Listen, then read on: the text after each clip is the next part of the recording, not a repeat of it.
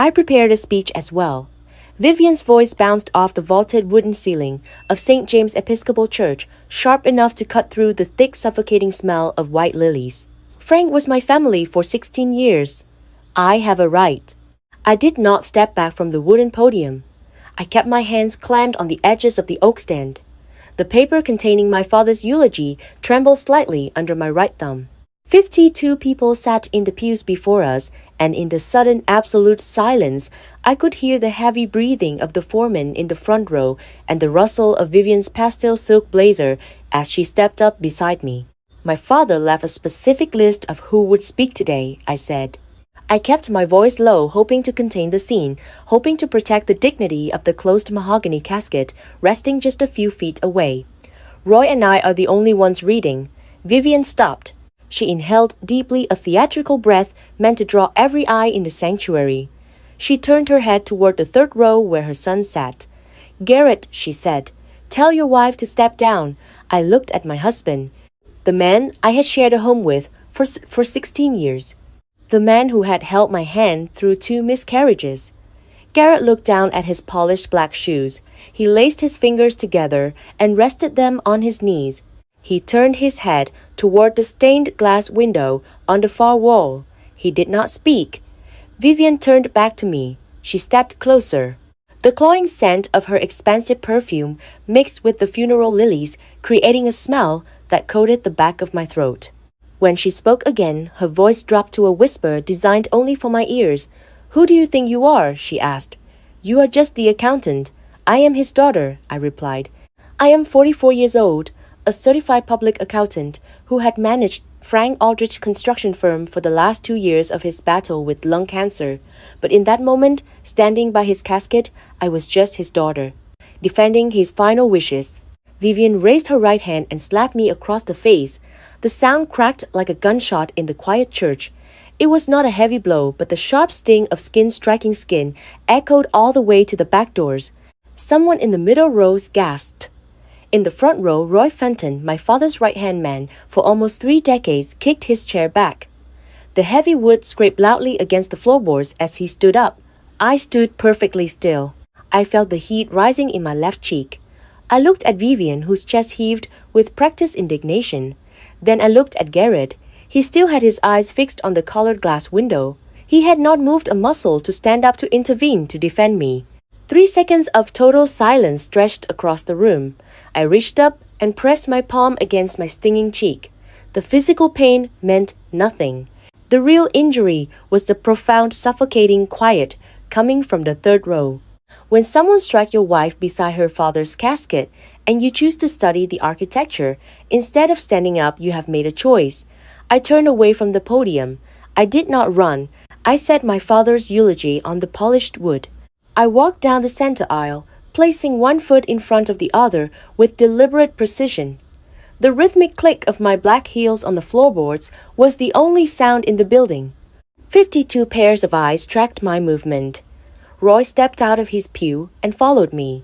He did not spare a single glance for Vivian. He kept pace right behind my shoulder. We pushed through the heavy wooden doors and stepped out into the blinding afternoon sun. The heat of the Virginia spring hit my face. I stopped on the top concrete step. I kept my hand pressed to my face. I was not crying. I had wept alone 2 nights ago in my father's office, surrounded by the smell of machine oil and old blueprints, but I had no tears left for Vivian Dwyer or her son. I had known for 2 weeks. I just had not allowed myself to truly process it until this exact second. I had known since I found the first invoice. I had known every time Garrett told me not to worry, every time he said his mother was only trying to help, every time he refused to ask me if I was okay after one of her passive-aggressive comments at Sunday dinners. "Watch the service for me, Uncle Roy," I said. My voice sounded remarkably steady. "I need to go to my car." Roy nodded. He stood with his hands shoved deep into his pockets, his eyes red and jaw tight. He understood. I walked down the steps and crossed the asphalt parking lot. The shadow of the church steeple covered half of my Honda Accord. I opened the door, slid into the driver's seat, and shut out the world. The leather seat burned against my back. The smell of the funeral flowers clung to my black dress. I opened my purse and pulled out my phone. My hands were no longer shaking. A cold, clear focus had settled into the space behind my ribs, replacing the heavy grief that had lived there for months. I dialed the first number. "Bess," I said when the line connected. "It is Marin. Today is the day." Bess Kowalski did not ask questions. The estate attorney had been waiting for my signal. "I am filing the papers on Monday morning," I told her. I spoke in short, flat sentences. I did not want to discuss my feelings. I wanted action, fault-based divorce, constructive fraud, and I want you to send the embezzlement referral to the Commonwealth attorney. "Understood," Bess said. I ended the call and dialed the customer service line for Union First Trust. "I need to freeze the joint checking account ending in 472, I told the representative. "I also need to transfer full control of the Aldrich and Sons corporate accounts. I am the executor of the estate." The bank employee hesitated. "Ma'am, you will need to bring in the proper documentation before we can remove a spouse from a joint account." "Monday morning," I replied my tone, leaving absolutely no room for negotiation. 9 o'clock sharp. I will have the death certificate and the letters testamentary. I hung up before the clerk could argue. I dialed the third and final number. I navigated the automated menu for Barrett and Vale, the commercial real estate firm where Garrett worked as a marketing director. I asked for the Human Resources Department. "I need to file a formal complaint regarding the conduct of one of your employees," I said, when a woman answered, "Garrett Dwyer. He has been using your corporate email system and client contacts to facilitate an outside financial scheme. I will forward the complete documentary evidence to your inbox within the hour." The representative inhaled sharply. She asked me to repeat the name. I spelled Garrett's last name out for her with perfect clarity. 11 minutes had passed since the slap. The funeral service was still happening inside the brick walls of St. James. I set my phone on the passenger seat, gripped the steering wheel, and stared through the windshield. I had pulled the trigger on 3 separate fronts. There was no going back now. 2 weeks before the funeral, I had no idea my marriage was ending. I had been sitting at my father's desk at 9 o'clock at night. The construction office occupied the ground floor of an old industrial building in East Richmond. The concrete floor retained the chill of the evening. Frank's heavy oak desk was scratched from decades of heavy use, and the 2 left drawers had been broken since a break-in 5 years ago. Pictures of his legacy covered the walls. The highway overpass from 2008. The Westbrook Elementary School project. The Oak Hill apartment complex. The room smelled faintly of motor oil, sawdust, and the stale black coffee Frank used to drink by the gallon. His heavy brown Carhartt jacket still hung on the hook behind the door. I had not been able to bring myself to touch it since he went into hospice care. I opened my laptop and booted up the QuickBooks file for the company. As the executor and the only certified public accountant in the family, it was my duty to finalize the first quarter ledgers. I scrolled through the transactions. January looked perfectly normal. Payroll, materials, equipment maintenance. February matched the estimates. I clicked into March. I stopped scrolling. Line 47 jumped off the screen. Professional consulting. $47,200. I leaned closer to the monitor. I pulled up the attached digital copy of the invoice. The vendor name sat at the top in plain black text. Dwyer Strategic Consulting LLC. Dwyer, my husband's last name, his mother's last name. I read the description line. Strategic Business Development Consulting for first quarter operations. It was entirely generic. There were no specific deliverables listed, no scope of work attached, no hourly breakdown. Just one vague sentence and a massive dollar amount. At the bottom of the page, right on the approval line, sat Garrett's signature. I pushed my chair back from the desk. The wheels squeaked against the concrete. I looked at the signature again. I had been married for 16 years. I knew Vivian bought expensive pastel blazers and $70 salon blowouts. I knew she told everyone at her country club that she was a self-made businesswoman after her husband passed away and left her with nothing. But she never actually worked. She played at working. She called herself a consultant, the same way someone might call themselves a wine expert because they enjoyed drinking at dinner. She did not have a real business. And $47,000 was not a hobby. I remember sitting beside Frank's hospital bed 6 months ago. His skin had been gray, his breathing shallow and loud. He had reached out, gripped my fingers with surprising strength, and looked at me with deep regret in his tired eyes. "I am sorry, Marin," he had whispered into the quiet, sterile room. "I waited too long. I should have fixed it." I had not understood him then. I had smoothed his blanket and told him to rest. Sitting in his silent office listening to the hum of the computer fan, I finally understood. Someone was bleeding the company dry. The company my father had built with his bare hands, pouring foundations and framing walls until his back gave out. And my husband was the one signing the checks. I did not copy the file. I did not pick up the phone to call Garrett. I closed the laptop. The screen went dark, plunging the room into shadows. I sat in my father's chair for a long time, breathing in the smell of his old jacket, realizing that the family I had spent 16 years trying to hold together was actively destroying the only legacy he had left me. I locked the office, walked out to my car, and drove home in complete silence. For the first time in my entire marriage, I did not call Garrett to tell him I was running late. I simply did not care if he worried. Now, the evening after the funeral, the house was dark. I sat at the kitchen island. I had not bothered to turn on the overhead lights. The only illumination came from the street lamp, filtering through the blinds, casting long horizontal shadows across the countertops. My phone rested flat on the granite surface. The screen lit up every few minutes. 67 missed calls, 61 from Vivian, 4 from Garrett, 2 from a number I did not recognize, which I assumed belonged to whatever attorney Vivian had already contacted. The front door unlocked with a loud clatter of keys. Garrett stepped into the foyer. He dropped his keys in the ceramic bowl. He walked into the kitchen and stopped when he saw me sitting in the dark. He smelled like nervous sweat and the garlic from whatever takeout he had picked up on the way home. "Marin," he said. His voice was soft, placating. "The service ended an hour ago. People were asking about you." I did not respond. I watched his face in the dim light. "My mother is incredibly sorry," Garrett continued, taking a step forward, but keeping the island between us. "She called me crying. She said she lost control because of her grief over Frank."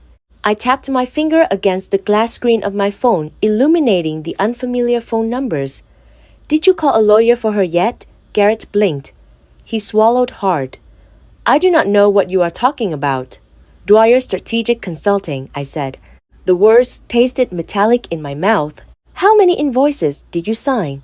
Garrett's silence fell over the kitchen. The refrigerator kicked on, humming loudly in the background. Garrett stood frozen near the hallway. He did not step forward to comfort me. He did not step back to retreat. He just stood there, caught. "My mother was just trying to help your dad," he finally said. His voice had taken on a pleading tone. It was real consulting. She gave him advice. "Please, Marin. Please, what I asked? Please do not make a big deal out of this." I stood up. The wooden stool scraped against the tile. I walked around the island, stepping right past my husband. I did not look at his face. I walked up the carpeted stairs to the master bedroom. I walked inside, closed the heavy door, and turned the lock. The deadbolt clicked into place with a solid final sound. He had asked me not to make a big deal out of it. It was the exact same thing he had said when his mother told me I was not meant to have children. It was the same thing he said when she insulted my cooking, my clothes, my career. 16 years of asking me to swallow poison to keep the peace. Tomorrow I would go back to the office. I would pull the rest of the ledgers. I only knew about one invoice for $47,000. I did not yet know about the other 8. The house remained entirely silent on Friday night. I waited until I knew Garrett had fallen asleep in the guest room before I grabbed my keys, slipped out the front door, and drove back to the industrial park on the east side of Richmond. It was 11 o'clock when I unlocked the front door of Aldrich & Sons. The air inside the office had settled into a heavy stale chill. I did not turn on the overhead fluorescent panels. I walked straight to my father's desk in the dark, booted up my laptop, and let the harsh white glow of the screen illuminate my face. I opened the accounting software. My fingers hovered over the keyboard for a few seconds before I typed the name into the search bar. Dwyer. The system took exactly 2 seconds to filter 22 months of corporate financial history. The results populated in a neat alternating grid of white and gray rows. I sat back in the heavy oak chair and stared at the screen. There were 9 invoices. I opened each file one by one, methodically checking the dates, the descriptions, and the amounts. The pattern emerged so clearly, I felt sick to my stomach. 3 weeks after Frank was admitted to the hospital for his first major surgery, the first invoice was submitted. The second arrived a month later, right when the chemotherapy side effects were at their absolute worst. The timing was impeccable. Someone had watched my father grow weak, watched me consume myself with his medical care, and recognized the perfect opportunity to strike. I pulled up the calculator application and added the totals. $412,300. As a certified public accountant, I spend my life looking at how numbers behave. Numbers tell stories. I looked at the individual amounts on the 9 invoices: $47,000, $49,200, $48,500. Every single charge sat comfortably below the $50,000 mark. That was not a coincidence. $50,000 was the standard reporting threshold for major single transactions in our contracting audits.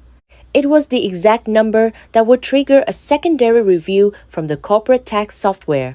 Vivian has spent years hiding the financial ruin her late husband left behind, downsizing her life while maintaining her country club facade. She knew exactly how to move money without setting off alarms, and Garrett has signed every single approval line. I connected the laptop to the office printer. The machine whirred to life in the corner, spitting out 9 warm sheets of paper. I gathered them up, aligned the edges perfectly, and slid the stack into a thick manila envelope. I did not fold them. I carried the envelope out to the parking lot, opened the trunk of my Honda, and locked the documents inside next to the spare tire. I would not take them into the house I shared with the man who had signed them. Early Saturday morning, my phone buzzed on the nightstand. I had slept for maybe 2 hours. The text was from Roy Fenton. He asked me to meet him at the company storage facility located right behind the main office building. When I arrived, Roy was already standing by the corrugated metal door, holding a ring of heavy brass keys. We walked inside together. The storage unit smelled intensely of dry concrete and motor oil, a scent that immediately brought back memories of being 11 years old and following my father around his active job sites. Roy led me past stacks of drywall and dormant cement mixers to a dark corner in the very back. A small gray metal safe sat on the floor.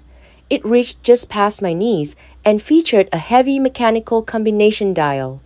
Roy reached into the chest pocket of his flannel shirt. He pulled out a folded slip of yellow ledger paper and handed it to me. I unfolded it. 3 numbers were written in my father's familiar slanted handwriting. Frank gave me that right before his final trip to the hospital, Roy said. His voice echoed slightly against the high metal ceiling. He told me to hold on to it. He said to give it to you when you were ready to open it.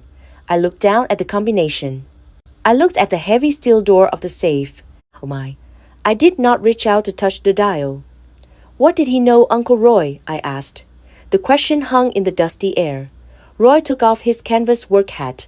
He turned it over in his calloused hands, refusing to meet my eyes. He knew about the money, Marin. He knew from the 3rd invoice. I felt my jaw tighten. I kept my voice perfectly level. How do you know that? Because he called me into the office one afternoon, Roy explained, finally looking up. He pointed right at the ledger book. He said Vivian was taking money. I told him we needed to call you immediately. Frank shook his head. He refused. Roy swallowed hard. He pointed toward the front of the property, toward the main office building. I saw Vivian come around 3 different times, always carrying a leather folder. The last time she showed up was a week before Frank went into hospice. I was in the break room. The walls are paper thin in there. I heard him yelling. He told her to get out and never come back. Why did you not tell me? I asked. The words came out sharper than I intended. Because Frank ordered me to keep my mouth shut. Roy said softly.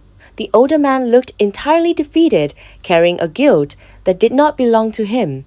He said you were already killing yourself taking care of his medical appointments.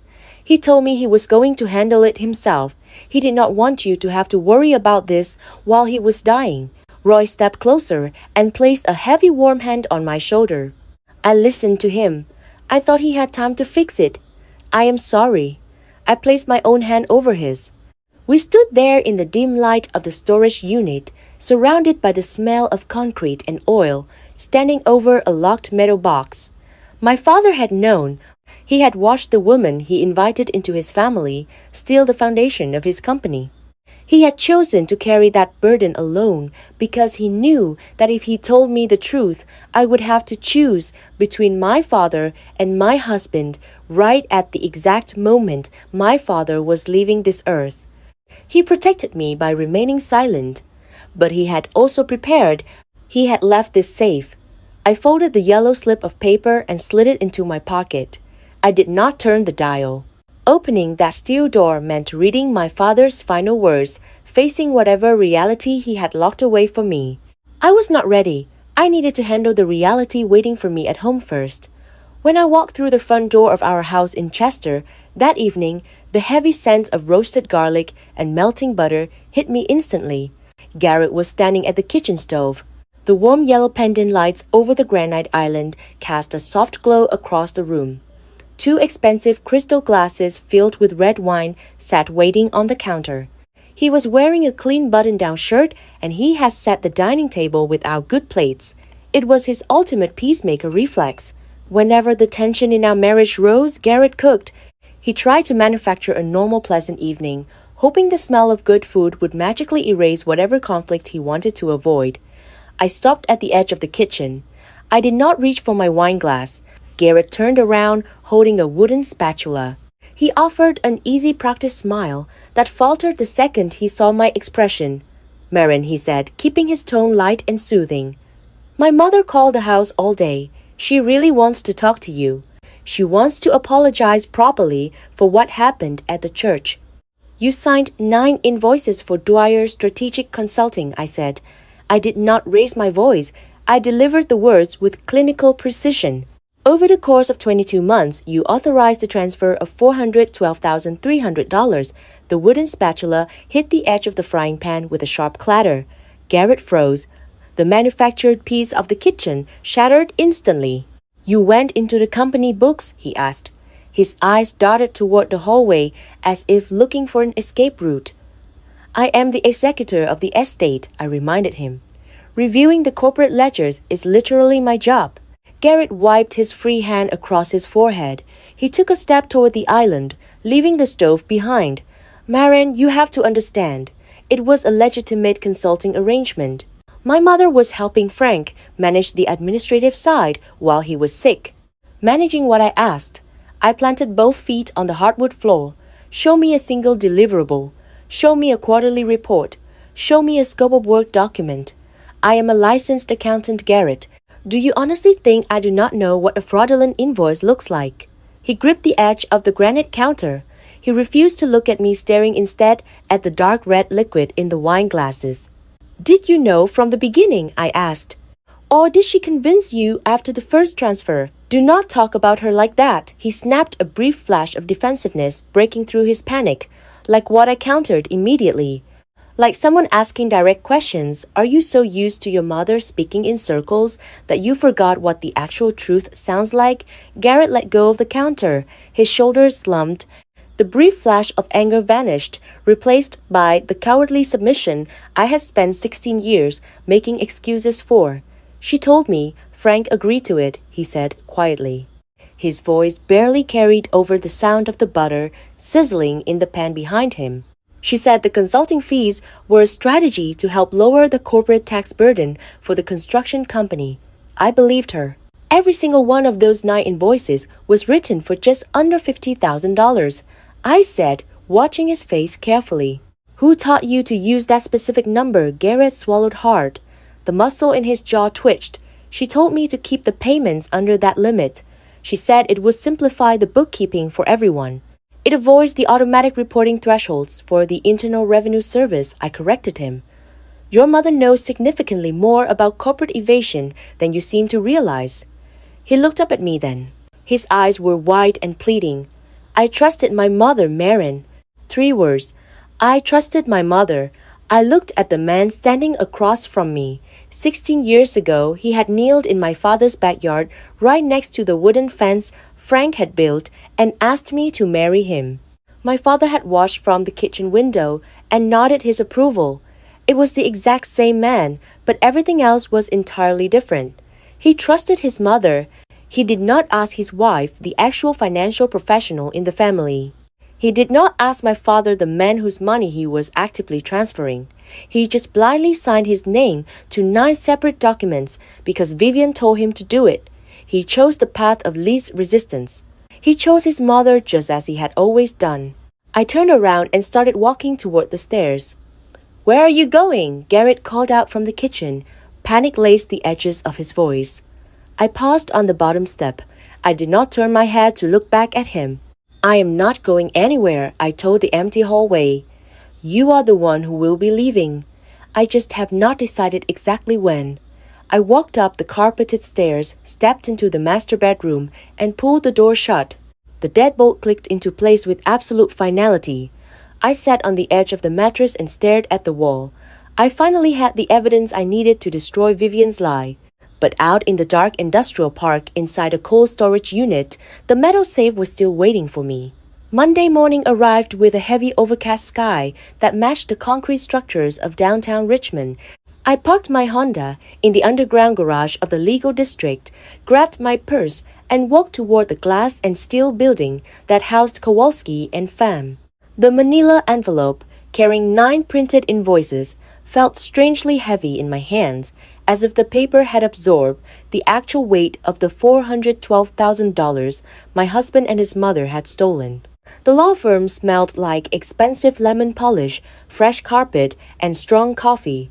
I sat in a high-backed leather chair in the main conference room, watching the traffic crawl along the street below through the floor-to-ceiling windows. The door clicked open, and Bess Kowalski walked in.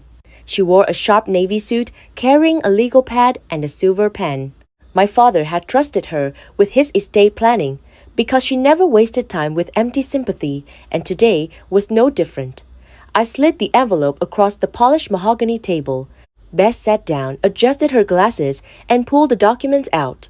I had spent Sunday afternoon using my accounting access to run a corporate registration search, printing out the public filing details for the vendor.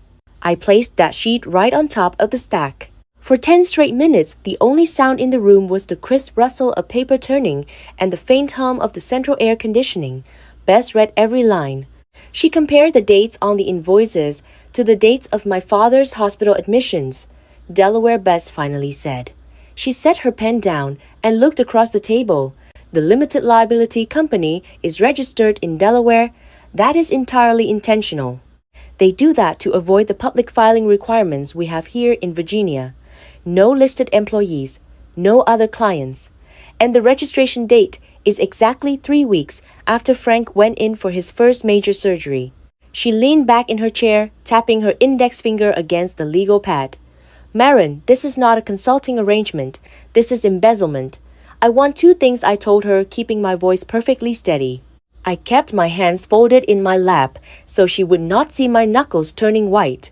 "First, I need to protect my father's estate. Second, I need a divorce." Bess nodded slowly. "Are we filing fault-based, constructive fraud?" I replied without hesitation. Garrett signed fraudulent invoices to siphon money out of my father's company and funnel it to his mother. That is financial fraud committed within the marriage. Virginia law allows for that, the attorney confirmed, making a quick, sharp note on her pad. She looked up, her expression calculating. "When your husband communicated with Vivian about these consulting fees, did he use his personal email address or his corporate account?" The question caught me off guard for a second, but my memory snapped back to the approval signatures I had seen in the company's system. He used his company email, the Barrett and Vale address. Bess wrote another line on her pad and underlined it twice. That opens an entirely separate front. If he is using his current employer's resources to facilitate an outside financial scheme, he is violating their ethics policy and likely a non-compete clause. She set the pad down and leaned forward, resting her forearms on the table. She laid out the strategy with the precision of a military general. We would file the divorce petition citing constructive fraud. We would officially petition the circuit court to grant me full letters testamentary, cementing my role as the estate executor.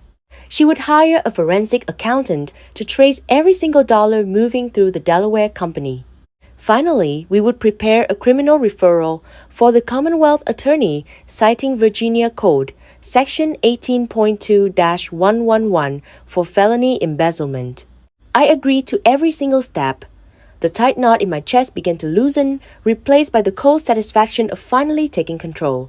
"There is one more thing," Marin Bess said. Her tone shifted, dropping slightly in volume. "Frank hired me to draft a new will 3 months before he died. The original document is sitting in the primary safe of this firm." I stared at her. "What does the new will say? I have a legal obligation to submit it to the court, and I will," Bess explained, holding up a hand to stop me from asking more. "But you need to listen to me very carefully. If Vivian discovers a new will exists before we are fully prepared, she will immediately hire litigation counsel to challenge your father's capacity. She will claim he was too sick to understand what he was signing. She will freeze the entire estate, tie up the construction company in probate hell, and drain the accounts with legal fees for years." Bess looked directly into my eyes, ensuring I understood the gravity of the situation. "I need you to find me undeniable proof that Frank was completely lucid and aware during his final months. Handwritten notes, personal emails, a witness, anything that shows he knew exactly what was happening with his money. Once we have that proof, we will strike all at once. We will drop the new will and the capacity evidence on the court simultaneously, leaving them no room to breathe." "I understand," I told her. "How much time do I have? Find it as fast as you can," Bess warned. "Before Vivian realizes you are coming for her." At 2 o'clock that afternoon, I walked into the downtown branch of Union First Trust. The marble floors of the lobby echoed with the sound of my sensible work heels. I approached the manager's desk, carrying a thick folder containing my father's certified death certificate, my identification, and the temporary executor paperwork Bess had secured for me. I sat in the plush velvet chair and laid the documents out on the desk. "I need to place a hard freeze on the joint checking account ending in 472. I instructed the branch manager, a young man who looked entirely too nervous for his tailored suit. I also required the immediate transfer of all administrative control over the Aldrich & Sons corporate accounts.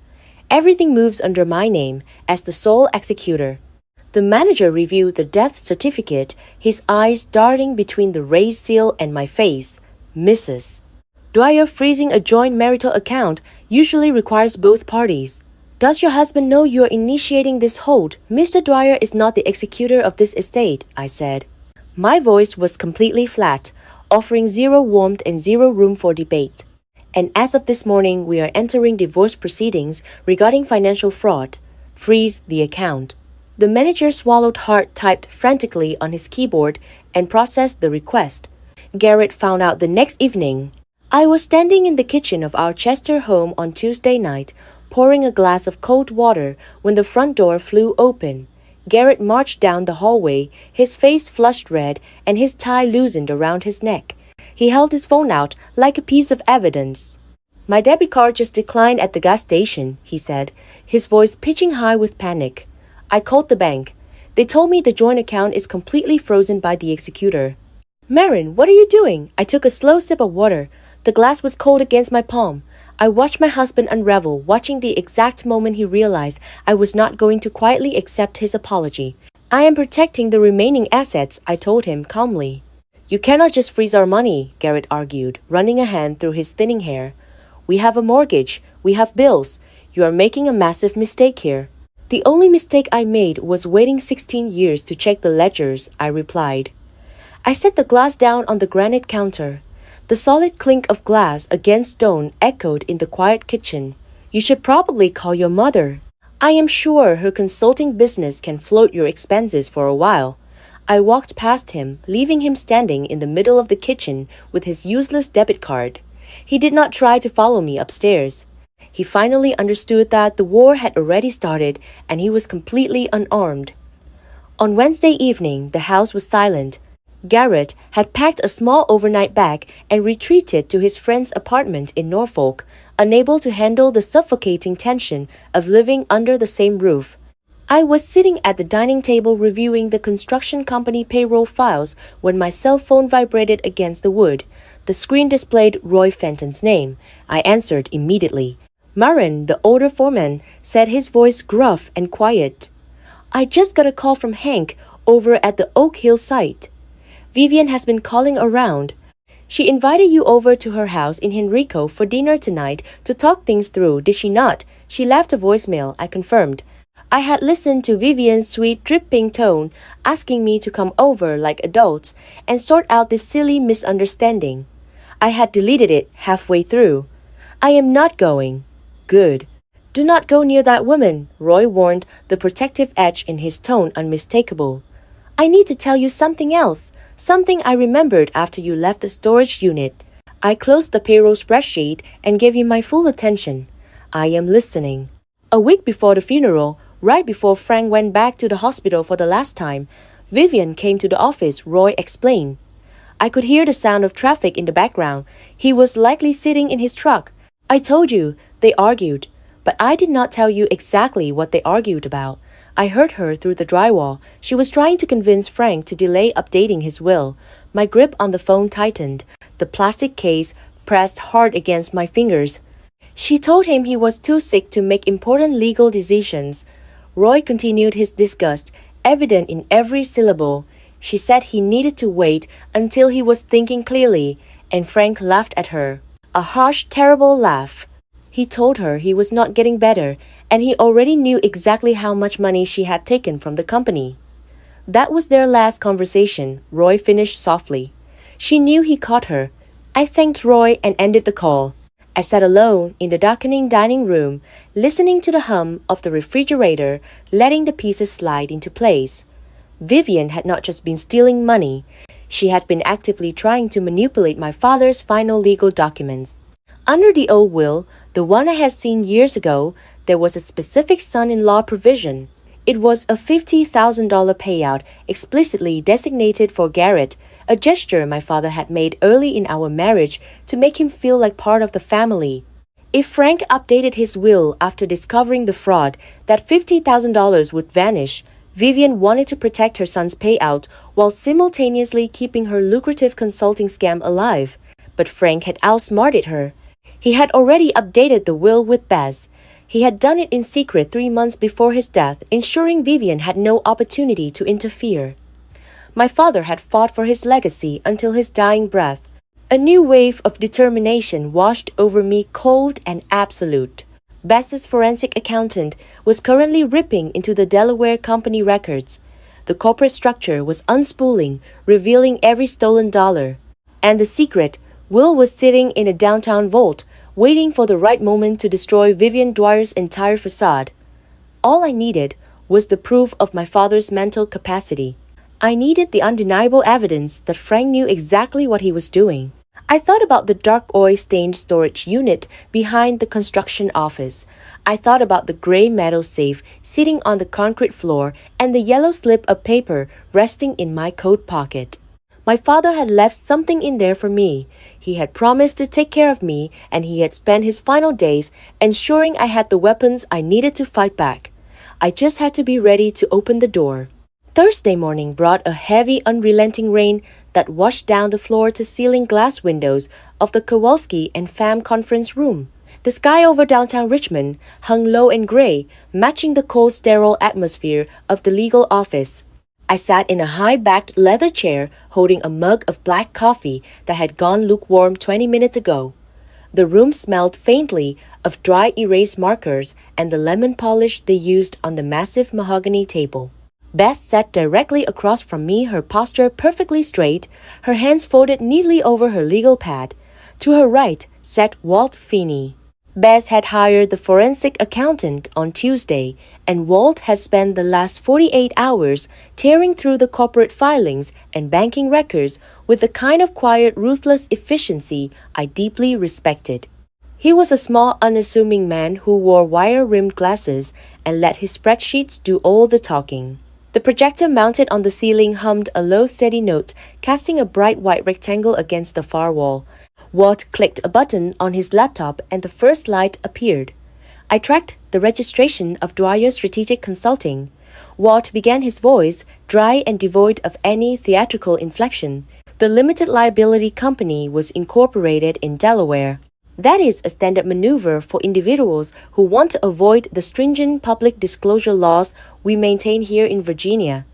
They utilize a third-party registered agent service to shield the ownership records.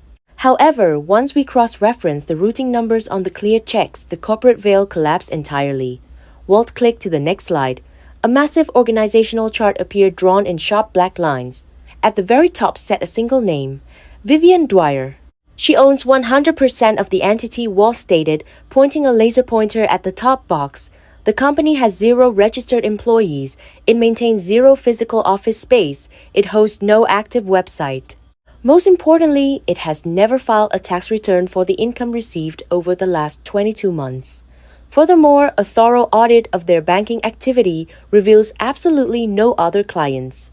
Aldrich & Sons Construction was their sole source of revenue. I stared at Vivian's name on the wall.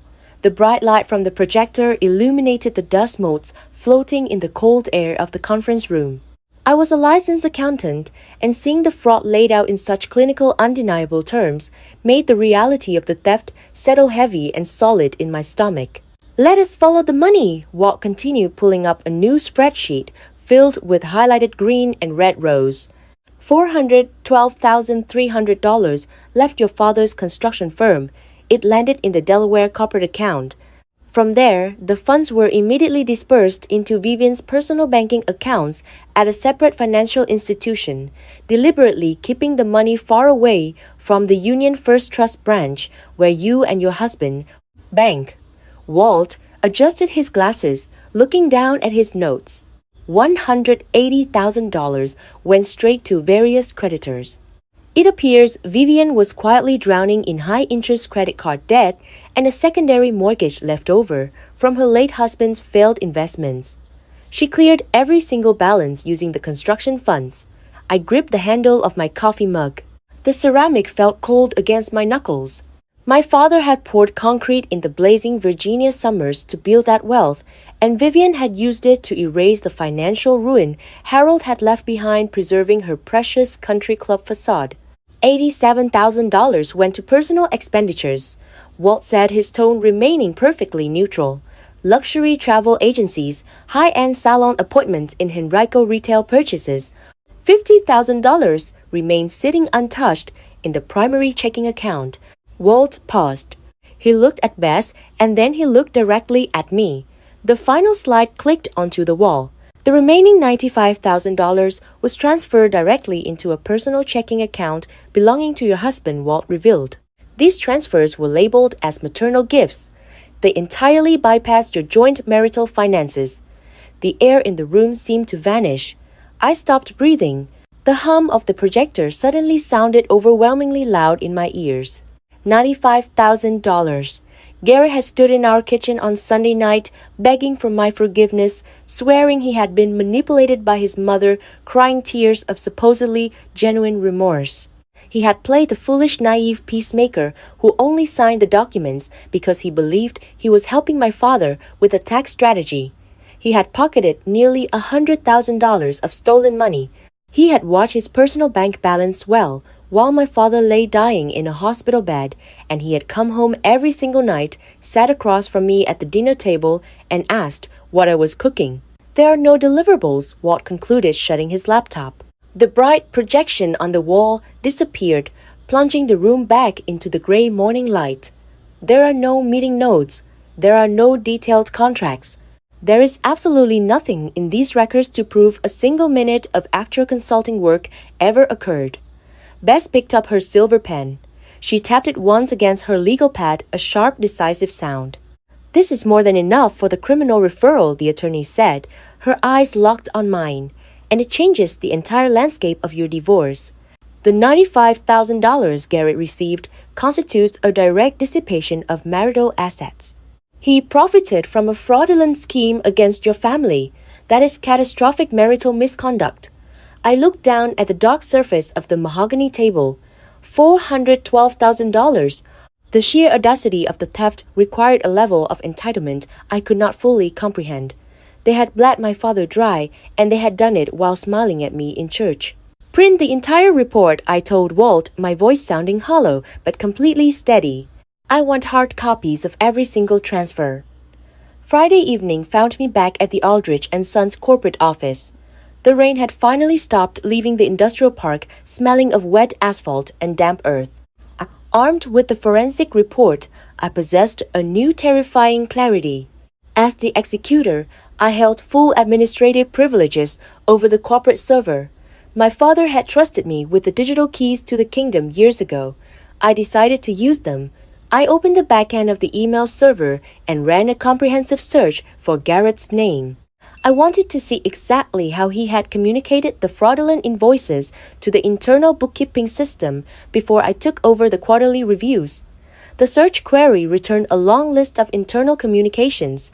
I clicked through them, my eyes scanning the mundane requests for signature approvals and file transfers. Then a specific email chain caught my attention. It was not sent to the bookkeeping department. It was sent to two external addresses, and it originated from Garrett's official corporate email account at Barrett & Vale, the commercial real estate firm where he worked as a marketing director. I opened the thread. The cold, heavy satisfaction of discovering a new weapon washed over me. Garrett had not just signed the invoices and played the passive victim. He had actively attempted to legitimize his mother's fake company. He had emailed two of his major real estate clients, using his professional signature block pitching Dwyer Strategic Consulting as an elite business development firm. He had tried to drum up actual business for her, using the client list he had built while drawing a salary from his employer. I read the words he had typed. He praised Vivian's strategic vision. He offered to facilitate an introductory meeting. He leveraged his position, his title, and his company's vast resources to support a criminal enterprise. This was a massive, undeniable violation of the Barrett & Vale corporate ethics policy. I knew the structure of his employment contract intimately. We had celebrated when he signed it 5 years ago. It contained a strict non-compete clause and severe prohibitions against conducting outside business activities using corporate resources. I highlighted the entire email chain, downloaded the raw data files, and attached them to a new message. I addressed it to Bess Kowalski. In the subject line, I simply typed, "Another front." I hit send, leaned back in my father's chair, and watched the progress bar complete the transfer. Garrett had used his job to help steal from my family. It felt entirely appropriate that my family was now going to cost him his job. By Saturday afternoon, the gray clouds had finally broken, allowing bright patches of sunlight to warm the damp concrete of the city.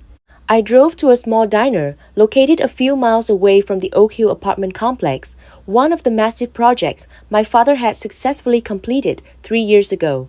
The diner was a relic of the 1990s, filled with faded red vinyl booths, sticky lemonade tables, and the overwhelming smell of frying bacon and strong bitter coffee. Roy Fenton was already sitting in the back booth. He wore his heavy canvas work jacket, his weathered hands resting flat on the table. A steaming mug of black coffee sat untouched in front of him. I slid into the booth across from him.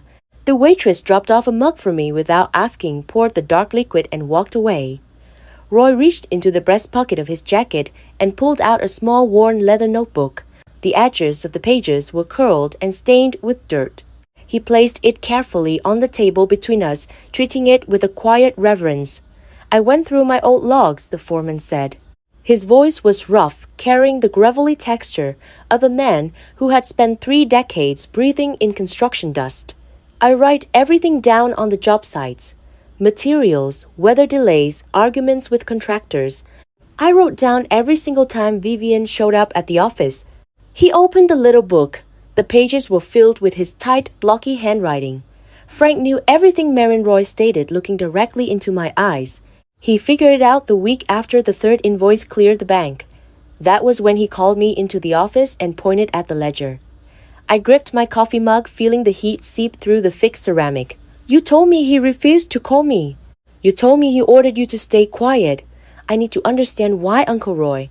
I need to know why my father let them steal from him." Roy sighed heavily. He traced the edge of the notebook with his thick thumb. "Because you were drowning, sweetheart. You were driving him to oncology appointments 3 days a week.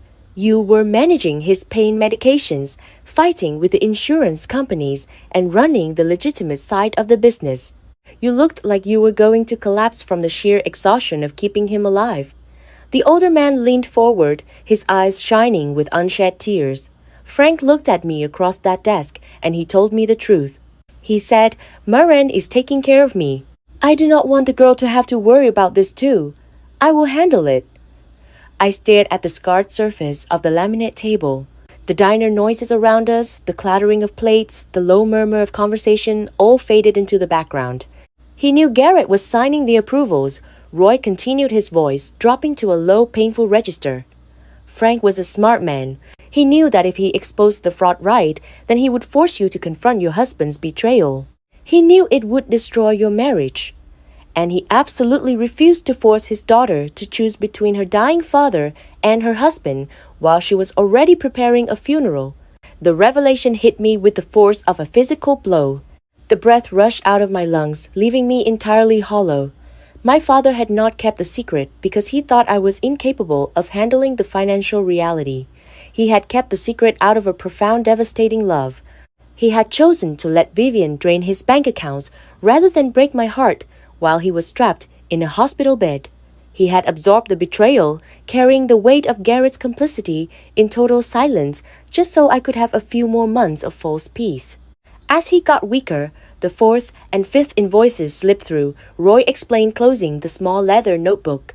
He realized he was not going to live long enough to stop Vivian himself. He did not have the physical strength to fight her in court. That was when he called the lawyer. He set everything up. He made sure the trap was fully armed, waiting for the exact moment you were strong enough to spring it. A single tear spilled over my lower lash line, burning a hot trail down my cheek. I reached up and wiped it away instantly.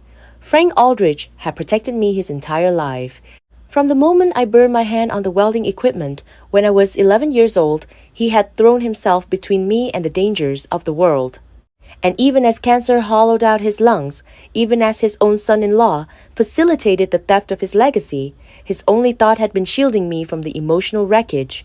"He told me to give you the combination to the safe when you were ready," Roy said softly. "Are you ready, Maren?" I looked up at the foreman.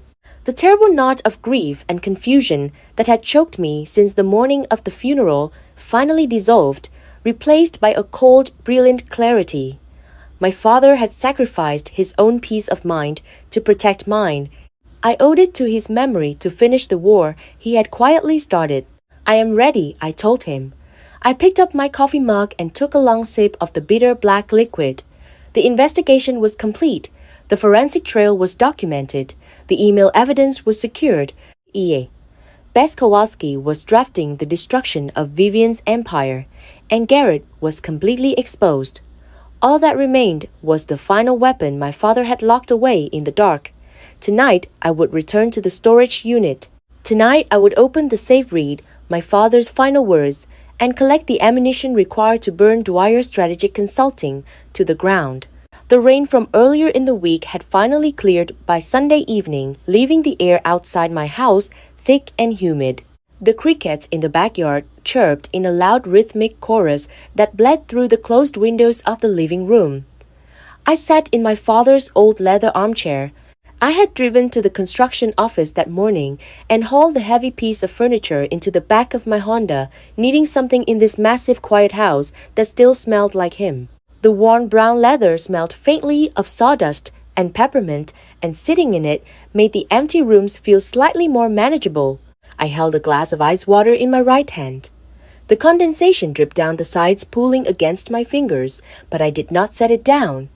I needed something cold to anchor me. I had spent the entire afternoon preparing myself mentally to return to the storage unit to finally turn the dial on the metal safe and read whatever final words Frank had left behind. Before I could find my car keys, the front door unlocked. The heavy brass deadbolt clicked and the door swung open. Garrett stepped into the foyer. He still had a key. He had been staying at his friend's apartment in Norfolk since Wednesday, but he had driven back to Chester. He dropped his overnight bag on the floor. It hit the hardwood with a soft thud. He walked slowly into the living room, stopping when he saw me sitting in the shadows. The tall floor lamp in the corner cast long distorted shapes against the painted walls, illuminating only the lower half of his face. His eyes were rimmed in red. His dress shirt was heavily wrinkled, completely untucked from his trousers, and his tie was missing entirely. He looked like a man who had spent the last 2 hours crying in his car before finding the courage to walk up the driveway. He did not sit on the sofa. He walked toward the center of the room, stopped a few feet away from my chair, and dropped straight to his knees. It was not a smooth cinematic gesture. It was clumsy and loud. His kneecaps hit the solid oak floorboards with a heavy thunk that made me flinch. He reached out and gripped the edge of the wooden coffee table, separating us, his knuckles turning white. He kept his head bowed, his shoulders shaking slightly as he pulled in a ragged breath. Marin, he started, his voice cracking on the second syllable. I know I was wrong. I know what I did. I just do not know how to explain it to you. I sat perfectly still. The ice clinked against the glass in my hand. I did not lean forward to comfort him. I did not ask him to stand up. I simply waited, letting the silence stretch across the living room until it became suffocating. My mother told me it was a legitimate consulting firm, Garrett pleaded, finally lifting his head to look at me. Tears stood in his eyes, catching the yellow light from the floor lamp. I swear to you, Marin, I believed her, she said. Frank agreed to the arrangement. She said the payments were a strategy to help lower the tax liability for the construction company before the end of the fiscal year. I was stupid. I was so incredibly stupid. I took a slow sip of my water. The liquid was freezing, sliding down my dry throat. You authorized $412,300, I told him. My voice sounded completely detached, like it belonged to a stranger standing in the corner of the room. You signed your name to 9 separate invoices over the course of 22 months. Every single one of those invoices was drafted for just under $50,000. Who taught you that specific number? Garrett swallowed hard. He looked down at his hands, gripping the table edge. My mother told me to keep the amounts under that limit. She said it would simplify the corporate bookkeeping process for everyone.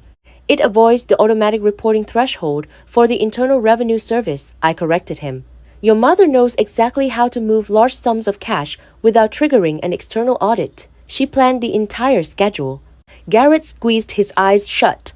A single tear escaped, cutting a path down his cheek. I will pay it all back. I promise you. I will sell my car tomorrow. I will sell my golf clubs, my watches, everything. I will take out a personal loan. I will spend the rest of my life paying back every single cent to your father's company. I looked at the man kneeling on my floor. 16 years ago, this same man had kneeled in my father's backyard to ask for my hand in marriage. Frank had stood in the kitchen, watching through the window, giving his silent blessing. Now Garrett was kneeling on the floorboards my father had helped us install, begging for absolution after helping his mother bleed our family dry. He was crying, but he was not apologizing for the theft. He was apologizing because he had been caught. What do you want me to do? Garrett asked, his voice dropping to a desperate whisper. Tell me what you want, and I will do it. Anything. I set my glass down on the wooden table. The sound snapped through the quiet room. I want you to sign a sworn affidavit, I stated clearly. I want you to admit in writing that your mother never performed a single hour of actual consulting work for Aldrich & Sons Construction. I want you to admit the invoices were entirely fabricated. You will sign it in front of a licensed notary public. Tomorrow morning. Garrett froze. The desperation in his eyes shifted, replaced instantly by a deep, familiar panic. He let go of the coffee table.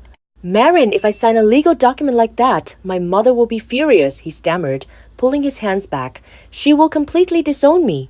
She will, what I interrupted, leaning forward in the leather chair. Will she slap you across the face while you are standing next to a casket at a funeral? Garrett looked away. He had absolutely nothing to say. He knew he had no leverage, no defense, and no escape. The next morning, the sky over downtown Richmond was a brilliant, unforgiving blue. Garrett arrived at the law offices of Kowalski and Pham exactly at 9 o'clock. He wore a rumpled suit and avoided making eye contact with anyone in the lobby. Bess Kowalski had the document prepared and waiting on the mahogany conference table. Garrett picked up the black pen. His hand trembled visibly as he signed his full name on the final line, legally admitting to his role in the fraudulent scheme.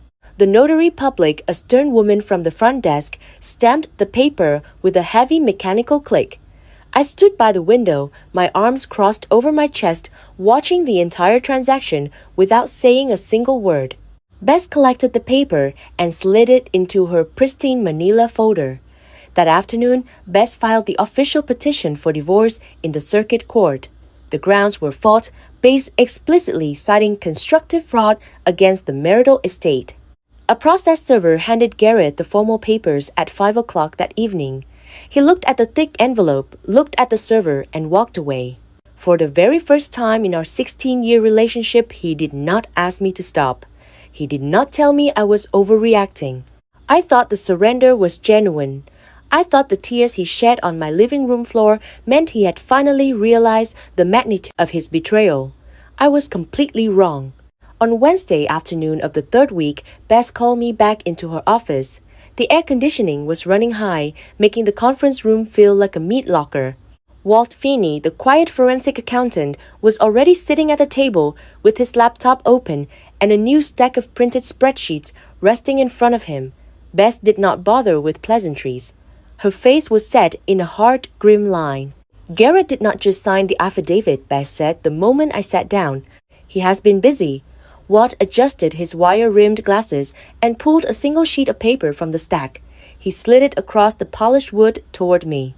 During my secondary review of the banking records, I monitored the $95,000 that Vivian transferred into your husband's personal checking account. Walt explained, his voice devoid of any emotion. 3 days ago, a massive withdrawal occurred. $45,000 was wired out of Garrett's account. I stared at the highlighted numbers on the page. $45,000. Where did it go? It went to a brand new checking account at a completely different financial institution. Walt answered, tapping the paper. An account registered exclusively under the name Vivian Dwyer. The transfer was initiated on Monday morning. It cleared the system yesterday. The cold air in the room seemed to rush into my lungs all at once. I looked at the date of the wire transfer. Monday morning. The exact same morning Garrett had driven to this office, his hands shaking, pretending to be a broken, remorseful man as he signed the legal affidavit. He had kneeled on my living room floor on Sunday night. He had cried until his eyes were swollen. He had promised to sell his car and take out loans to pay back the stolen money. And the entire time he was sobbing and begging for my forgiveness, he already knew he was going to wire $45,000 of marital assets directly back to his mother to hide it from the divorce proceedings. He had not been crying out of guilt. He had been crying to stall me.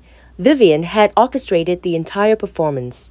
She knew the divorce was imminent, and she needed Garrett to soften me up to buy them 24 hours to move the cash out of his name before a judge could officially freeze his personal accounts. 16 years of marriage. 16 years of constantly reminding myself not to assume the worst about him. 16 years of making excuses for his passivity, telling myself he was just a gentleman who hated conflict. I had been completely blind. He was not a victim of his mother's manipulation. He was an active, willing participant in my destruction. This changes our timeline, Bess stated, her voice cutting through the ringing in my ears. He signed a sworn affidavit admitting the consulting was a fraud with his right hand while simultaneously wiring the stolen money to his mother with his left hand. That is a massive dissipation of marital assets. The judge is going to deduct every single penny of that transfer directly from Garrett's share of the remaining estate. I looked up from the spreadsheet. The residual affection, the lingering guilt I felt over ending my marriage, evaporated completely. There was nothing left but a cold, hard resolve. I did not think he was smart enough to coordinate a wire transfer like that on his own, I said. He is not, Bess agreed immediately.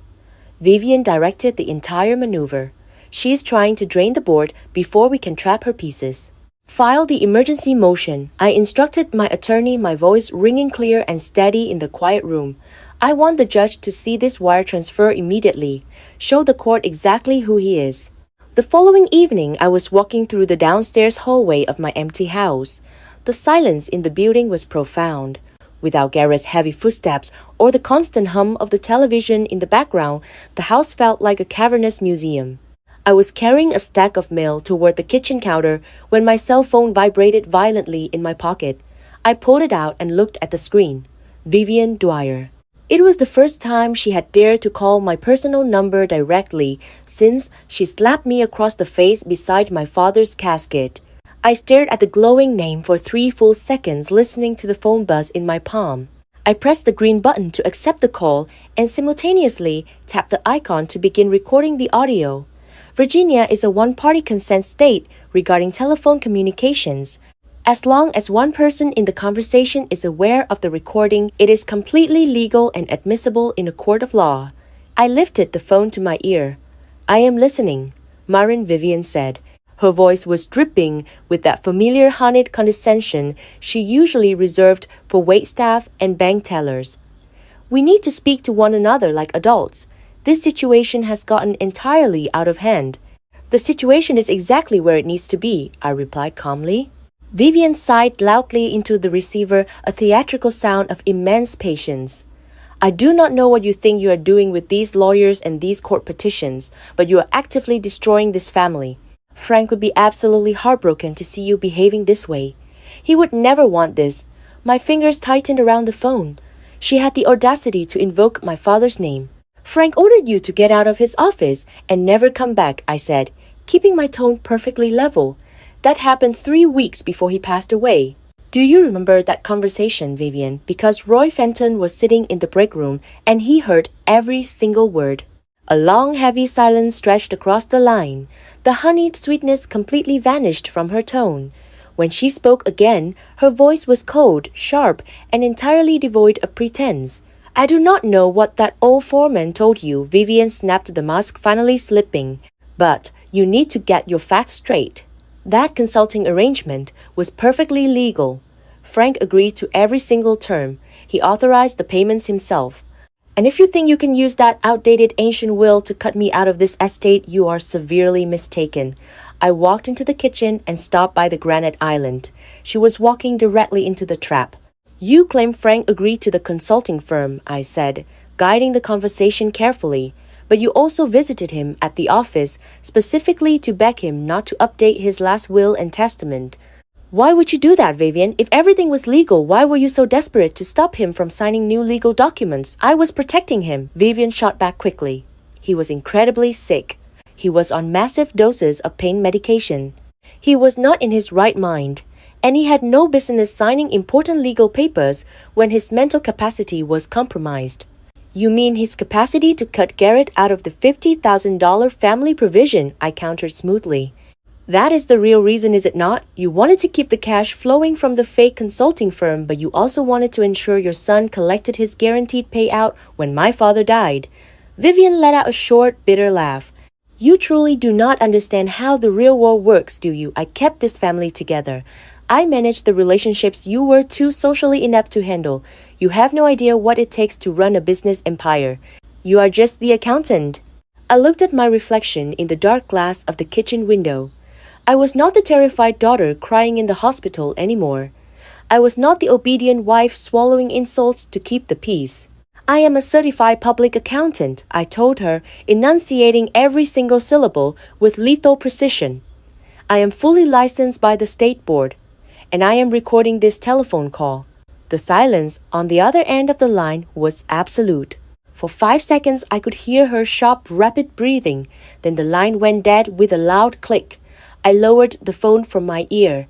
My hands were shaking not from fear but from a massive surge of adrenaline. I immediately saved the audio file to my secure cloud drive and drafted an email to Bas Kowalski attaching the recording. Vivian had just confirmed on tape that she knew about the consulting payments. She had claimed the arrangement was legal and authorized, which directly contradicted the sworn affidavit her own son had signed less than 48 hours ago. She had admitted to knowing about the existence of the will, and she had openly threatened my position. It was a spectacular, catastrophic, unforced error.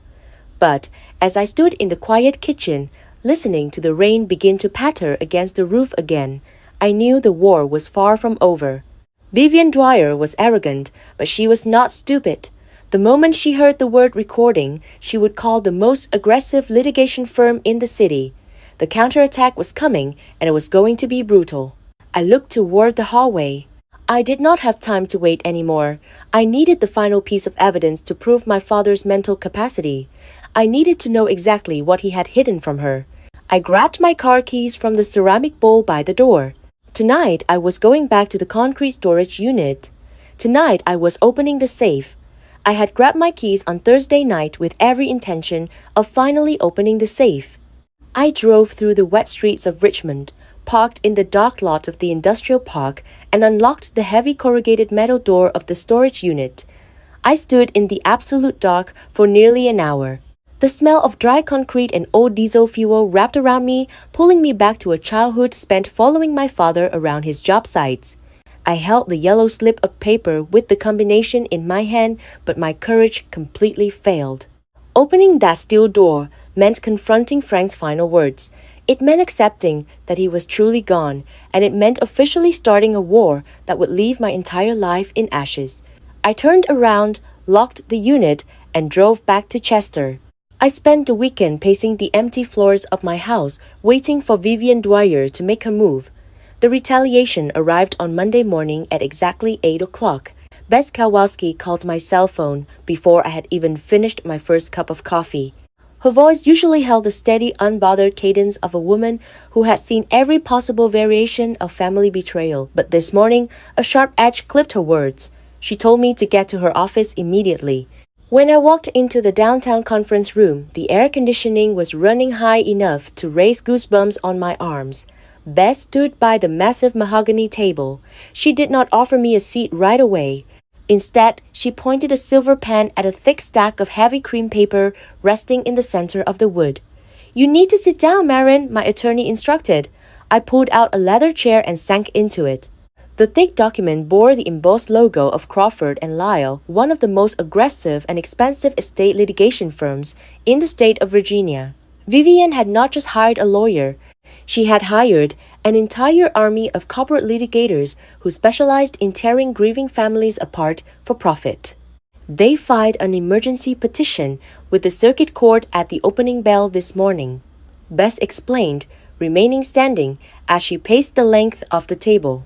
Vivian is utilizing a scorched earth strategy. If she cannot control the narrative, she is going to make sure nobody else can either. The petition attacks us on 3 separate fronts. Bess stopped pacing and tapped the cream paper with her pen. First, they are officially contesting your status as the executor of the estate. Crawford and Lyle are arguing that you have a massive conflict of interest because you are simultaneously suing your husband for constructive fraud in a divorce proceeding, and your husband has ties to the family business. They claim you cannot possibly manage the estate with objective neutrality. "But I am his only daughter," I argued, my heart hammering a harsh rhythm against my ribs. "He named me in the will." Virginia law allows the court to remove a designated executor if a legitimate cause is presented. Bess countered smoothly, her clinical precision taking over. A bitter divorce involving financial accusations constitutes a reasonable cause for concern. The judge will look at this and see a messy family dispute. Crawford and Lyle know exactly how to frame you as a vengeful emotional spouse rather than a competent accountant. I looked down at the embossed logo on the legal document. The letters seemed to blur together. What is the second front? They are requesting the immediate appointment of a neutral court-ordered executor to replace you, Bess said. She sat down across from me, folding her hands together. If the judge grants that request, a stranger will step in to manage Aldrich and Sons. That means everything freezes. The accounts freeze, the construction projects freeze, and most importantly, our criminal referral against Vivian for the embezzlement gets temporarily stalled while the new executor conducts an independent review. I felt the blood drain from my face. My hands gripped the armrests of the leather chair. A court-appointed executor would not fight for my father's legacy with the same ferocity I possessed. They would treat it like a bureaucratic puzzle. Meanwhile, the company would bleed out. And the third front, I asked, forcing the words through a tight throat. Bess let out a slow measured breath. They are challenging Frank's testamentary capacity. Vivian is claiming that your father suffered from severe cognitive decline during the final 2 years of his battle with cancer. She is building a narrative that the heavy doses of pain medication and the stress of the chemotherapy rendered him entirely incapable of making sound legal decisions. The sheer audacity of the lie knocked the wind out of me. My father had balanced the corporate ledgers in his head while sitting in the oncology waiting room. He had been sharper on his worst days than Vivian had ever been on her best.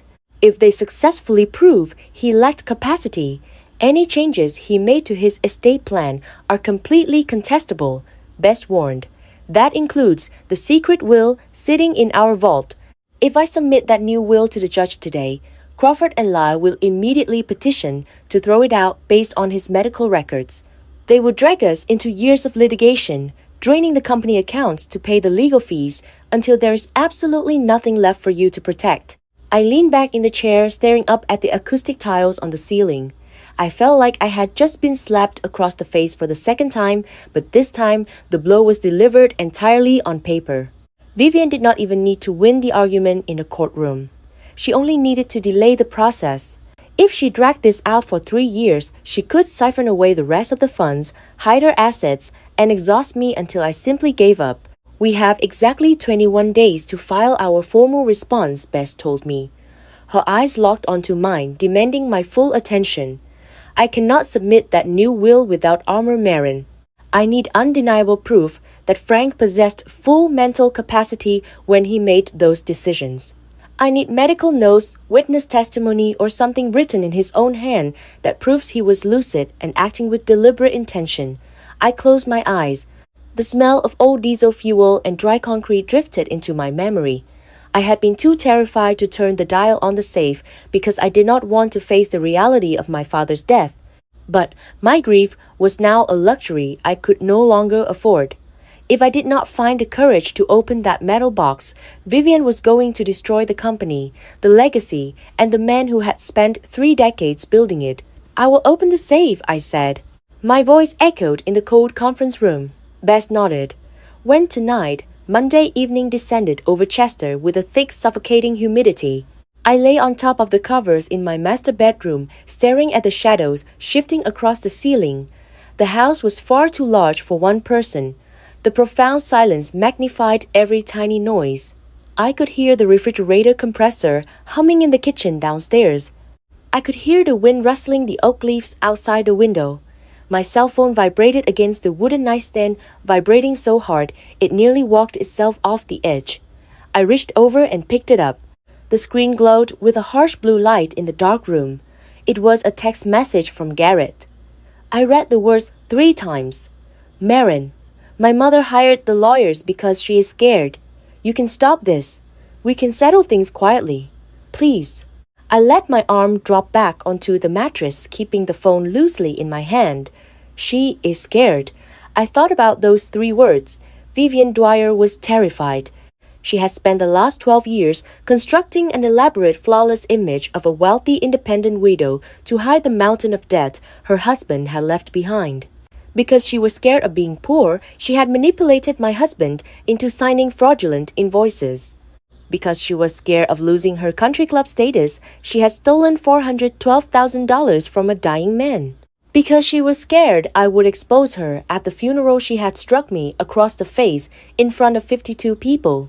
Her fear was the engine driving every single destructive decision she had ever made. But I realized, lying alone in the dark, that fear was not a valid excuse. I thought about my own mother. Beth Aldrich had passed away when I was 26 years old. She had been a quiet, intensely practical woman who taught me how to balance a checkbook before I learned how to drive. If my mother were standing in this bedroom right now, she would not offer me a shoulder to cry on. She would look at Garrett's text message and tell me that fear is never a permission slip to ruin someone else's life. I remembered the promise I had made to Frank on the day we buried my mother. We had stood in the cemetery until every other guest had driven away. He had placed his heavy hand on my shoulder and told me that we only had each other left. You take care of me and I take care of you. For 16 years, I had twisted those words into a heavy set of chains. I believed that taking care of my family meant preserving the peace at any absolute cost. I believed that filial duty required me to swallow Vivian's insults, to ignore Garrett's cowardice, and to quietly manage the chaos without complaining. But silence is not duty. Silence is just a different kind of cowardice. True filial duty meant speaking the truth, even when the truth threatened to burn my entire life to the ground. It meant doing exactly what my father needed me to do, protecting the foundation he had built from the people trying to dismantle it for scrap. I lifted the phone, swiped left across Garrett's message, and hit the delete button. I did not type a reply. I placed the phone face down on the nightstand, rolled over, and closed my eyes. For the very first time in 3 long weeks, I fell into a deep, dreamless sleep. The next morning, Tuesday of the 4th week, I did not drive to the downtown law office. I drove to the Oak Hill apartment complex. It was the first time I had visited an active construction site since before Frank passed away. The smell of wet cement, raw lumber, and diesel exhaust hit me the moment I stepped out of my Honda. It was a beautifully chaotic symphony of industry. 14 men in bright yellow vests and hard hats were moving across the massive dirt lot, tying rebar, pouring foundations, and framing the lower levels of the commercial buildings. My father had built this company from a single pickup truck and a box of hand tools. He had turned it into an enterprise that fed dozens of families across the Richmond area.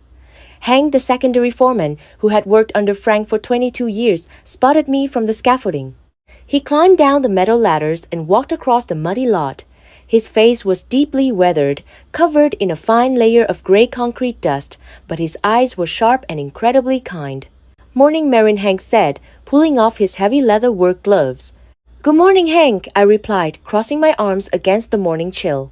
He looked around the busy site, clearly uncomfortable bringing up administrative issues, but the heavy responsibility of leading the crew pushed him forward. "We heard the news about the estate, Marin.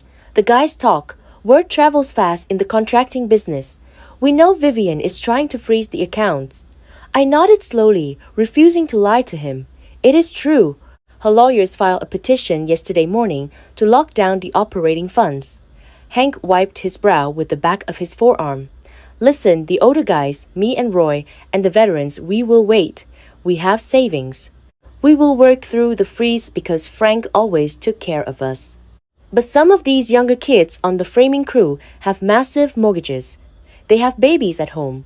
If we cannot process the payroll next Friday, they're going to have to walk off the site and find day labor somewhere else." I looked past Hank, watching a young carpenter measure a wooden beam. If Vivian succeeded in her delaying tactics, she would not just hurt me. She would actively starve the 14 men who were currently pouring sweat into the Virginia dirt to keep my father's legacy alive. They would miss mortgage payments. They would struggle to buy groceries. Vivian's fear was going to cause collateral damage to innocent people. "Nobody is walking off this site," I told Hank. The cold resolve in my chest solidified into absolute concrete. "Keep the men working. Tell them their paychecks will clear on Friday." Hank smiled, a genuine expression of profound relief, and nodded his head before walking back toward the scaffolding. I walked back to my car, pulled out my phone, and called my attorney. "Bess," I said, the second she answered the line, "I need you to draft an emergency motion for the circuit court judge. Request immediate authorization for the estate to release funds specifically for the corporate payroll pending the outcome of the litigation." Crawford and Lyle will object. Bess warned immediately. They will argue that releasing any funds before the executor question is officially resolved creates a financial risk to the estate. Let them object, I snapped, watching the dirt and dust swirl around the construction site. Force them to stand in front of a judge and argue that 14 innocent construction workers should go entirely unpaid while wealthy adults argue over a bank account. Let the judge see exactly who they are. "I will file it before noon," Bess promised, clearly pleased with the aggressive maneuver. I ended the call and started the engine of my car. The external stakes had completely shifted. This was no longer just a battle over fraudulent invoices or a broken marriage. I was fighting for the survival of the men who had spent their lives building my family's wealth. I drove out of the muddy parking lot and headed back toward the east side of Richmond. The sun was burning through the morning clouds, casting a bright, harsh light over the industrial buildings. I knew exactly where I was going. I was not going to wait for the evening. I was not going to wait for the cover of darkness to hide my grief. I pulled into the empty lot behind the main office, stepped out of my car, and walked directly toward the storage unit. I gripped the ring of brass keys Roy had given me, slipped the correct key into the heavy padlock, and pulled the corrugated metal door upward. The smell of the past rushed out to greet me, but this time I did not flinch. I reached into my coat pocket and pulled out the folded yellow slip of paper. I walked into the dusty shadows, knelt on the cold concrete floor, and placed my hand on the dial of the gray metal safe. I placed my palm against the cold metal of the combination dial. The gray safe sat heavy on the concrete floor. The air inside the corrugated metal walls smelled intensely of dry cement and stale diesel fuel. I held the yellow slip of paper in my left hand. My thumb traced the 3 numbers my father had written down months ago. I took a slow breath. I spun the heavy dial to the right, stopping precisely on the first number. My cell phone rang. The sharp chime bounced off the metal ceiling. I pulled my hand back from the steel door and grabbed the phone. The screen displayed Bess Kowalski's name. "I need you at the circuit court," my attorney said the second I answered the line. The judge agreed to squeeze us into chambers for the emergency payroll motion. Crawford and Lyle are already sending 2 of their partners down to the courthouse. "Be here in 20 minutes. I looked down at the locked safe. The answers were sitting right behind that steel door, inches away from my fingers. But Hank and his crew needed their paychecks cleared by Friday, and I was not going to let Vivian starve them out just to buy myself some emotional closure. "I am on my way," I told her. I locked the unit and drove straight back to downtown Richmond. The chambers of the Richmond Circuit Court judge smelled like old paper floor wax and damp wool. The room was significantly smaller than a standard courtroom, lined with towering wooden bookshelves filled with heavy legal volumes. The air conditioning hummed a low, steady note overhead. I sat in a stiff wooden chair next to Bess. Directly across from us sat the 2 attorneys from Crawford and Lyle. They wore immaculate gray suits and carried expensive leather briefcases. They treated me like an obstacle on a spreadsheet. "Your Honor," the senior Crawford attorney began, his voice smooth and heavily practiced. "Releasing any funds from this estate before the executor question is officially resolved creates a massive financial risk. Mrs. Aldridge is currently operating under a severe conflict of interest." Bess stood up. She did not raise her voice. She spoke with the sharp, unyielding authority of a woman who knew she was entirely in the right. "Your Honor, we are asking for authorization to maintain the standard weekly payroll for Aldridge and Sons Construction. There are 14 men currently pouring concrete on a commercial job site. They have mortgages, they have families. Freezing the operational accounts does not protect the estate. It punishes innocent workers who rely on those wages to survive." The judge, a stern-looking woman with silver hair pulled back into a tight bun, looked over the top of her reading glasses. "Counsel," the judge said, her tone dripping with absolute finality, "this court will not allow working men to go unpaid while wealthy adults argue over a bank account. The emergency motion for payroll authorization is granted. We won the skirmish." But as we walked out of the chambers and back into the long marble hallway of the courthouse, Bess pulled me aside. "Vivian is still going to argue that your father lacked the mental capacity to make his own decisions," my attorney warned quietly. "I need that evidence. I cannot defend the new will without it." "You will have it," I promised her. "I am going back tonight." At 9 o'clock that evening, the storage unit was completely dark. The thick humidity of the Virginia night hung in the air, and the loud chirping of the cicadas echoed from the tree line behind the industrial park. I unlocked the heavy metal door and rolled it upward. The track squealed loudly in the quiet night. Roy Fenton stepped inside right behind me. He flicked the switch on the wall. The long fluorescent panels mounted on the ceiling buzzed to life. One bulb, flickered with a rapid chaotic rhythm casting erratic shadows across the piles of drywall and the concrete floor. "I will wait right here," Roy said. He turned his back to the room facing the dark parking lot, standing guard over the entrance. He understood exactly what this moment meant, and he was giving me the privacy to face my father alone. I walked to the back corner. I knelt on the cold, hard concrete. The chill seeped right through the fabric of my trousers. I pulled the yellow slip of paper from my coat pocket and placed my right hand on the heavy dial of the gray metal safe. My fingers were not shaking anymore. I spun the dial to the right, passing the 0 twice, and stopped on the first number. I reversed the direction, turning left, feeling the heavy internal tumblers sliding over one another, and stopped on the second number. Finally, I turned it back to the right. A loud, heavy click echoed from inside the steel door. I grabbed the solid metal handle and pulled. The interior of the safe was small and dark. 3 items rested on the bottom metal shelf. I reached inside, pulled them out, and set them on the concrete floor between my knees. The first item was a thick, legal-sized manila envelope.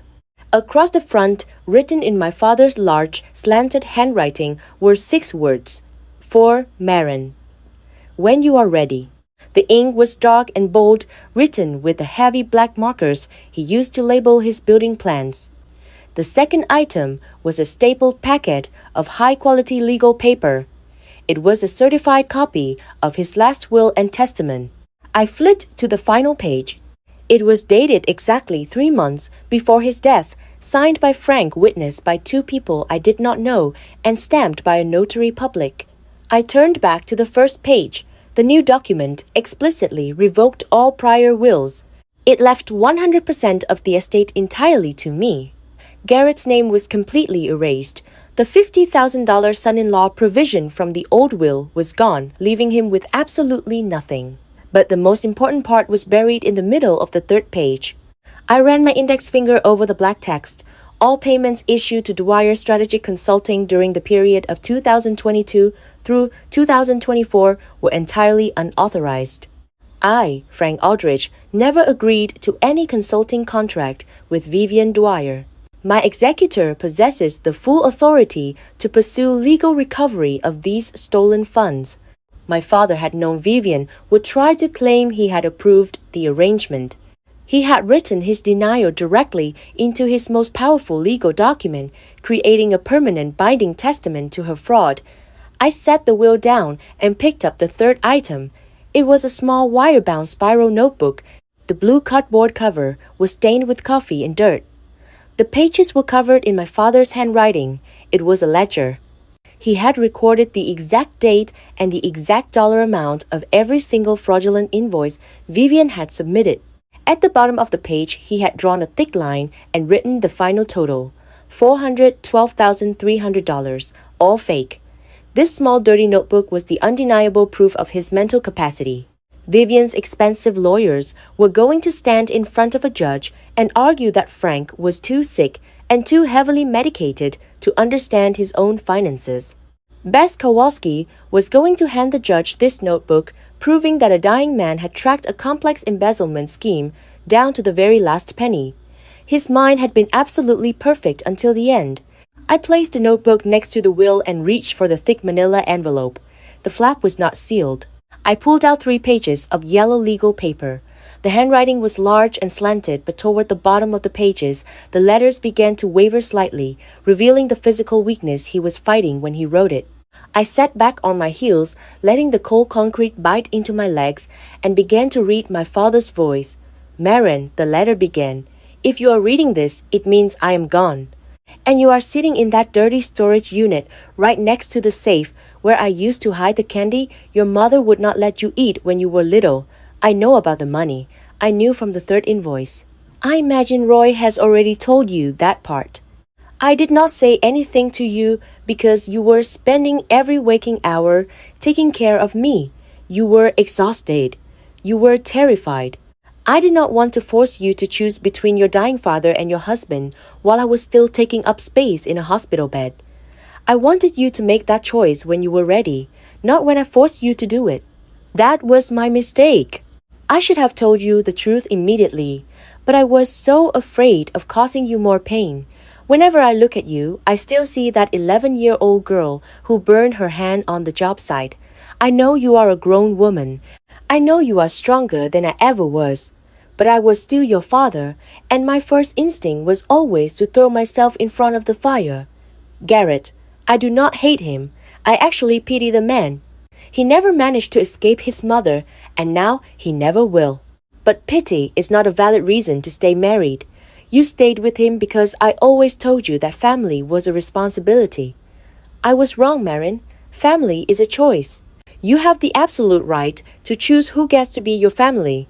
Bess Kowalski has the original copy of my new will.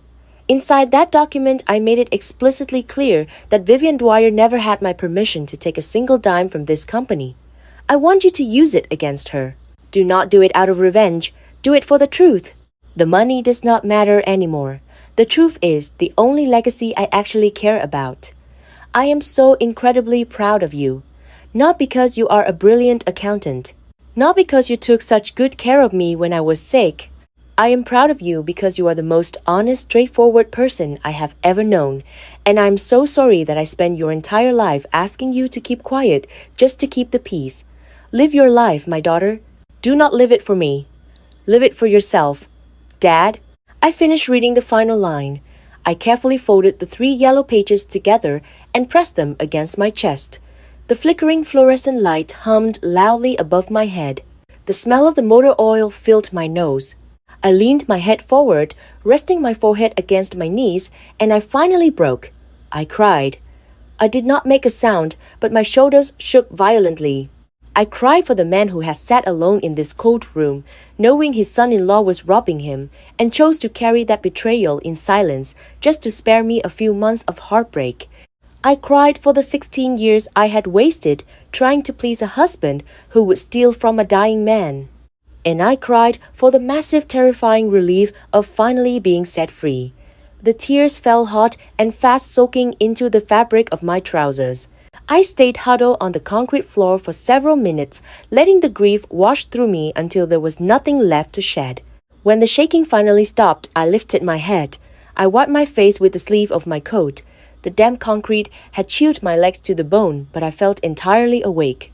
The heavy, suffocating pressure that had been sitting on my chest since the morning of the funeral was completely gone.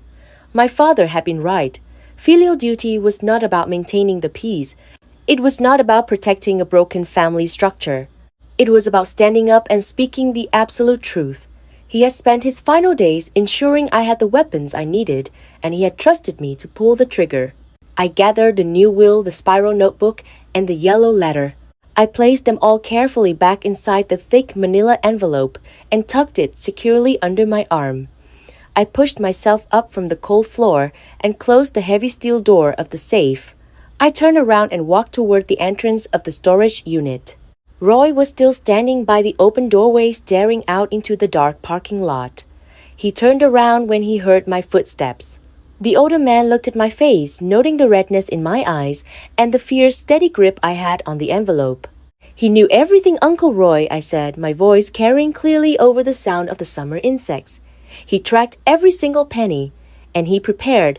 Roy closed his eyes for a brief second. A deep, ragged sigh escaped his chest. When he opened his eyes again, they were shining with unshed tears, but a hard, proud smile touched the corners of his mouth. I told you, Roy whispered, his voice thick with emotion. He was a builder. He always made sure the foundation was completely secure before he walked away from the site. I stepped out of the storage unit and out into the warm, humid night air. I looked up at the dark sky above the industrial park. I had the evidence. I had the undeniable proof of his capacity. I had the new will, the forensic accounting, the confession from my husband, and the recorded threat from my mother-in-law. Vivian Dwyer was going to walk into the circuit court on Monday morning, believing she had outsmarted a naive accountant, and I was going to bury her. I walked into the law offices of Kowalski and Pham on Friday morning, carrying the thick manila envelope. Bess and Walt were waiting for me in the main conference room. We laid the documents out on the polished mahogany table like generals planning a military campaign, the certified copy of the new will. My father's handwritten spiral notebook. The forensic accounting report tracing every stolen dollar, the sworn legal affidavit Garrett had signed, the audio recording of Vivian's phone call, the corporate email trail from Garrett's office. Bess looked at the spread of paper across the wood and told me it was no longer a legal defense. It was a complete demolition. We established our three fronts. We would respond to the estate petition on Monday morning. We would send the criminal referral to the Commonwealth attorney, and we would file the formal complaint with Human Resources at Barrett and Vale. Monday morning arrived with a bright, harsh sun that offered no warmth. Courtroom 3 in the Richmond Circuit Court smelled like heavy floor wax, damp wool, and old paper. I sat beside Bess and Walt at the plaintiff table. Across the wide center aisle sat Vivian Dwyer, flanked by two expensive partners from Crawford and Lyle. Garrett sat directly behind them in the first row of the gallery, staring blankly at the toes of his polished shoes. Vivian wore a sharp navy blazer and a silk scarf, keeping her chin raised in a posture of absolute confidence. I turned around to look at the wooden pews behind me. Roy Fenton was sitting right behind the wooden rail. Next to him sat Hank and three men from our framing crew, wearing clean flannel shirts and holding their work hats in their laps. Behind the workers sat four people I immediately recognized from my father's funeral. The witnesses who had watched Vivian strike me across the face beside a casket had come back to watch her answer for it. The senior partner from Crawford and Lyle stood up first. He smoothed the front of his expensive gray suit and addressed the judge, a stern woman with silver hair. He argued that I possessed a severe conflict of interest. He claimed my father lacked the mental capacity to make any legal decisions during his final months, and he formally requested my immediate removal as executor of the estate. Bess stood up. She did not raise her voice. She walked toward the bench and submitted three distinct pieces of evidence to the court. First, she handed the clerk the certified copy of the new will. She read the specific clause where Frank explicitly stated Vivian Dwyer was never authorized to consult for the construction firm. Second, she submitted the blue spiral notebook. She told the judge it was a meticulous, mathematically perfect ledger maintained by my father until his final weeks, proving his mind was incredibly sharp and entirely focused on the theft occurring under his roof. Finally, Bess placed a small speaker on the table and played the audio recording of Vivian admitting she knew about the consulting arrangement and claiming Frank had enthusiastically agreed to it. The judge looked down from the high wooden bench. She stared at the two lawyers from Crawford and Lyle. The silence in the courtroom was incredibly heavy. The judge asked the lawyers if they truly wished to proceed. She pointed out that their client claimed my father lacked capacity, yet I had just produced a handwritten accounting ledger more detailed than most corporate financial reports. She noted that Vivian claimed the consulting was completely legal, while her own son had signed a sworn affidavit stating it was entirely fraudulent. The senior partner requested a brief recess. He leaned over and whispered something into Vivian's ear. Her face went completely pale, all the manufactured confidence draining away in an instant. She gripped the edge of the wooden table so hard, her knuckles turned white. When court resumed 5 minutes later, Crawford and Lyle officially withdrew their petition. The judge firmly denied the motion to remove me as executor. She then looked directly at Vivian and announced that, due to the overwhelming evidence of unauthorized financial withdrawals, she was referring the entire matter to the Commonwealth Attorney for criminal review. Roy stood up in the gallery. Hank stood up. The funeral witnesses stood up. They did not clap, and they did not cheer, but their silent, towering presence filled the room with an undeniable weight. Vivian refused to look back at them. Out in the marble hallway, the consequences fell in a rapid, devastating cascade. Bess confirmed the criminal referral had been officially received by the district attorney. My phone vibrated with an alert from the bank. Now that my executor status was legally cemented by a judge, I had full administrative control. I authorized the bank to place a hard lien on the $50,000 sitting in Vivian's account. The family court judge had already agreed to deduct the hidden $45,000 from Garrett's share of our impending divorce settlement. A minute later, I received an email from Human Resources at Barrett and Valley. Garrett had been terminated effective immediately for severe violations of corporate ethics and misuse of company resources. My phone began to vibrate in my palm. It was Garrett calling. I let it ring. Then Vivian called. I let it ring again. I walked out of the courthouse and into the bright afternoon sun, knowing I would never need to listen to their voices again. 3 weeks later, I sat at my father's scratched oak desk on a quiet Friday afternoon. The concrete floor of the construction office felt solid and permanent beneath my feet. A new framed photograph hung on the wall showing the crew standing proudly in front of the Oak Hill expansion project. I set my mother's silver watch on the desk next to a tall stack of legitimate invoices for real materials and real labor. My divorce had been finalized that morning. Because of the constructive fraud and the deliberate dissipation of assets, the judge had awarded me 70% of the marital estate. Garrett had lost his house, his retirement accounts, and his career. He was currently renting a small darkroom in Norfolk. Vivian was formally charged with felony embezzlement and was awaiting trial. Her bail had been set at $50,000, forcing her to sell her luxury vehicles just to stay out of a holding cell.